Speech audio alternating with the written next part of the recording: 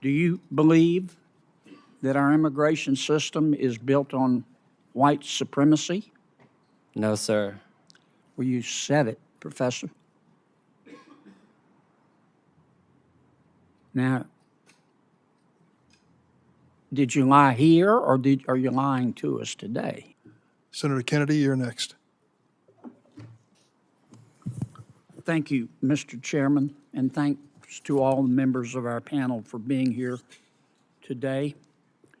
Ms. Nobles, I'm sorry. I don't have a daughter. I have a son. If what happened to your daughter happened to my son, I don't know if I could ever recover. I don't know why bad things happen to good people. If I make it to heaven, I'm going to ask. I'm just sorry. Thank you. I don't know anybody in the United States Senate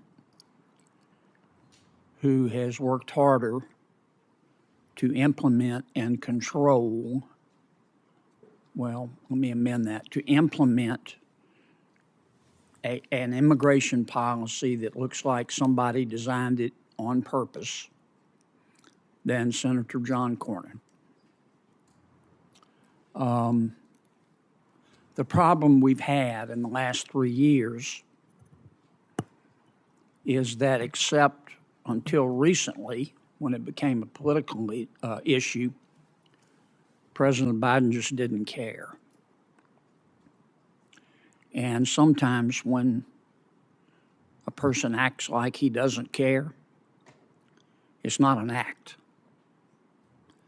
And that's why we have way more, Professor Long, than 60,000 minors, many of whom are being trafficked, sexually trafficked today in our country. And I suspect you know that. Professor Wong, you're a professor from California, is that right? Yes. And you were invited here as an expert today by our Democratic colleagues? Yes. Okay.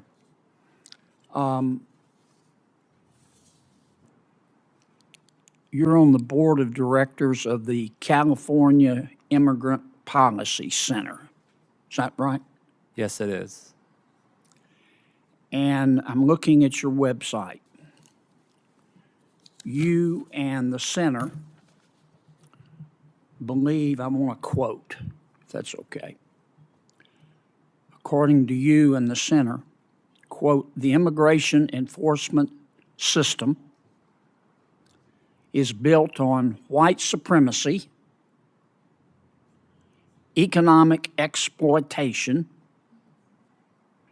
and criminalization, and must be dismantled, end quote. Is that correct? I'm not aware of that statement. Here it is, right from your website, and you're on the board of directors. Do you believe that our immigration system is built on white supremacy? No, sir. Well, you said it, Professor. Now,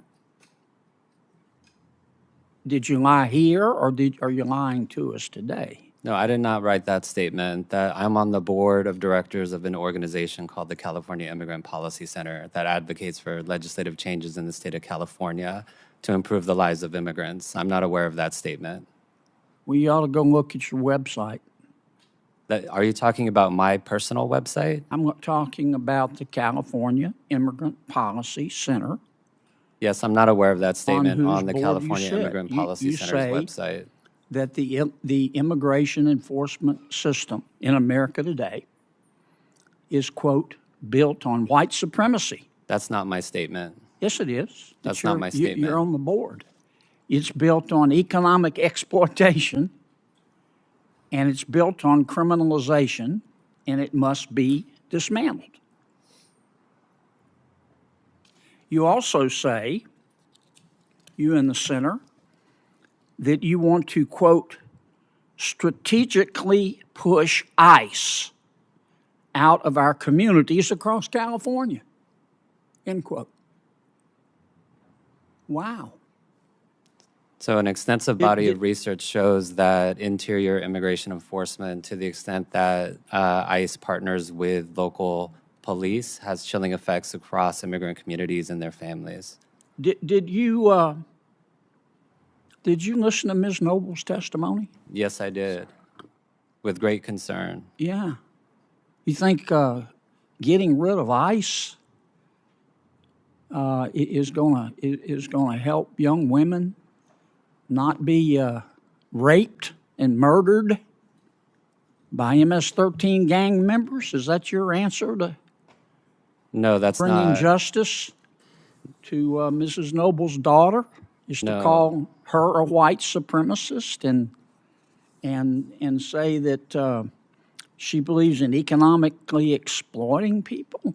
No, that's not. You are attributing a statement to me that I did not make. Yes, sir, you did. It's on your website.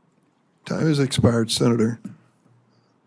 I think it's inappropriate to call people liars in this hearing. I hope that we'll be very careful. The witnesses are under oath, and to say that they are lying is to accuse them of something close to a crime. And I think that term should be carefully used. Senator Hawley? Thank you very much, Mr. Chairman. Thanks to all of the witnesses for being here. Ms. Pacheco, if I could just start with you. Your organization, the Dream.us, you provide support for undocumented young people for college and career success. Is that broadly right? Am I getting it right? That's correct. And among the things you do is you provide scholarships to these undocumented students. Have I got that correct? That's right. And so college scholarships, just to be clear. Correct. Okay, gotcha. Can you tell me, maybe you know the answer to this, maybe you don't, any of the students, do you know if any of the students to whom your organization has provided a college scholarship are currently part of the encampments on any of these college campuses? Like the picture you see behind me, I'm sure we've all seen these videos. No, Senator. Nobody to whom you provide scholarships are part of the encampments? I do not know. You don't know.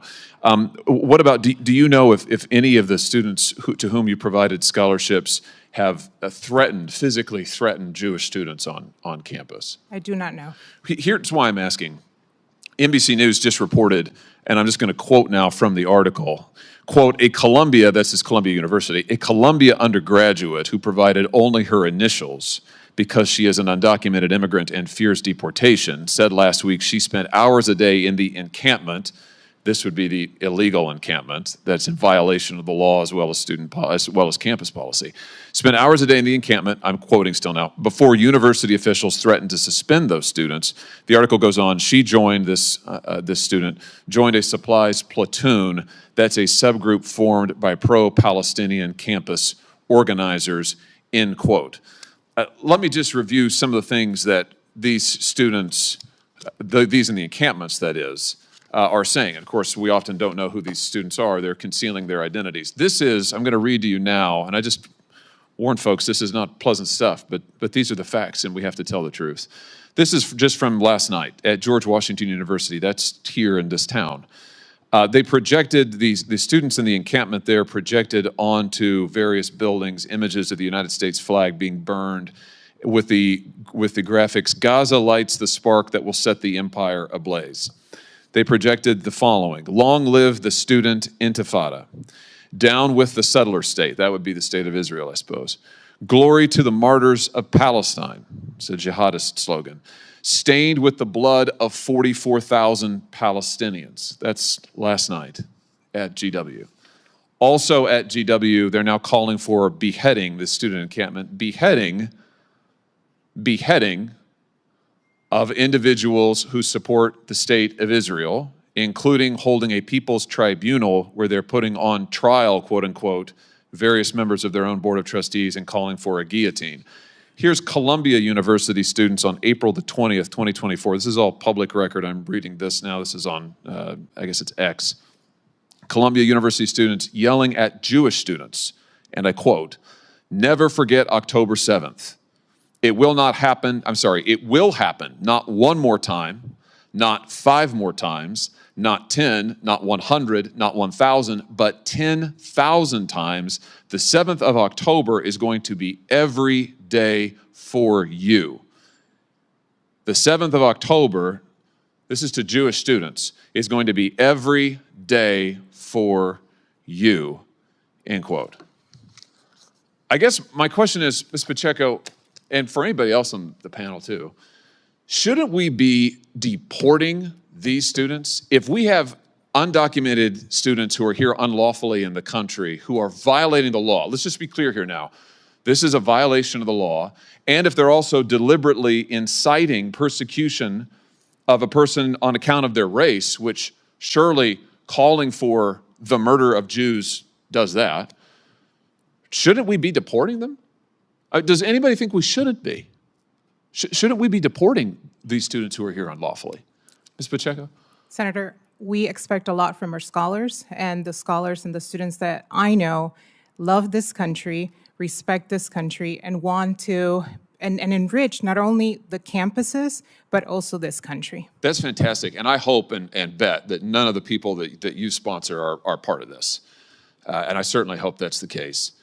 But I just wondered, is there anybody on the panel who thinks that we should not deport students who are here unlawfully, who are engaging in this activity, who are calling for the death of Jewish students, who are violating the laws of the United States? I mean, shouldn't we be deporting these people?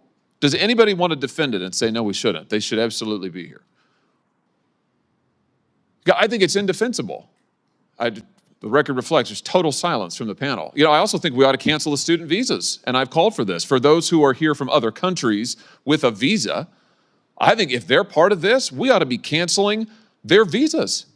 We ought to send a clear message. Actually, Ms. Pacheco, I think it was you in your opening statement put it really beautifully about how part of what we're talking here today represents the character of the country. I think that's very appropriate.